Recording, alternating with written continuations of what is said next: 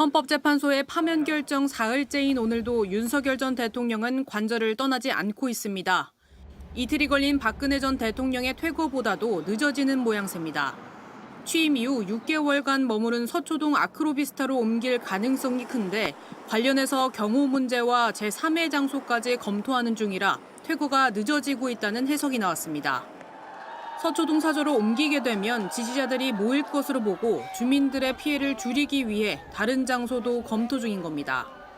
박근혜 전 대통령 역시 파면 뒤 원래 살던 삼성동 사저에 머물렀지만 지지와 반대 집회가 연일 이어지며 한 달여 뒤 내곡동으로 다시 거처를 옮겼습니다. 특히 윤 전 대통령의 서초동 사저는 역대 대통령들과 달리 단독주택이 아닌 공동주택이어서 경호가 쉽지 않은 것으로 알려졌습니다. 이 사이 윤 전 대통령은 탄핵 당일 지지층에 대한 감사 메시지만을 남긴 채 접견 정치를 이어가고 있습니다. 어제는 관저에서 국민의힘 나경원 의원을 만났습니다. 윤 전 대통령은 어려운 시기에 역할을 많이 해줘서 고맙다고 말한 것으로 알려졌습니다. JTBC 최현수입니다. 윤석열 전 대통령의 파면이 결정된 직후 대통령실 청사 앞에 봉황기는 내려갔고 청사 안 윤 전 대통령 사진을 띄워놓던 대형 전광판도 꺼졌습니다. 오늘은 대통령실 홈페이지가 서비스 점검 중이라며 문을 닫았습니다. 윤 전 대통령에 대한 흔적을 하나둘 지우고 있는 겁니다. 하지만 서울 한남동 관저엔 아직 윤 전 대통령 부부가 남아 있습니다.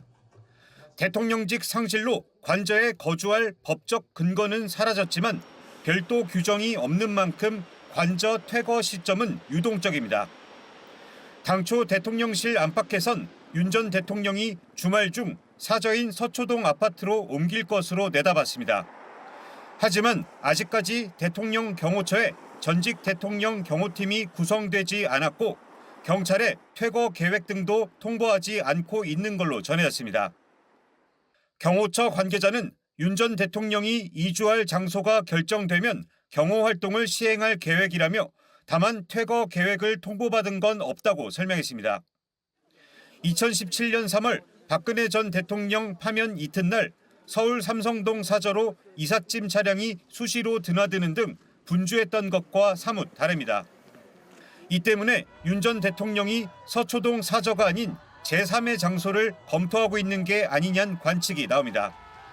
다른 전직 대통령들도 경호와 사생활 노출 문제 등을 고려해 아파트 대신 단독주택을 사저로 썼습니다. 윤 전 대통령 부부는 반려견과 반려묘도 함께 키우고 있습니다. 윤 전 대통령이 제3의 거처를 준비한다면 관저에 머무는 시간은 더 길어질지도 모릅니다. 이럴 경우 일단 관저를 비우란 목소리가 나오는 등 파장이 커질 수 있을 것으로 보입니다. JTBC 김태영입니다.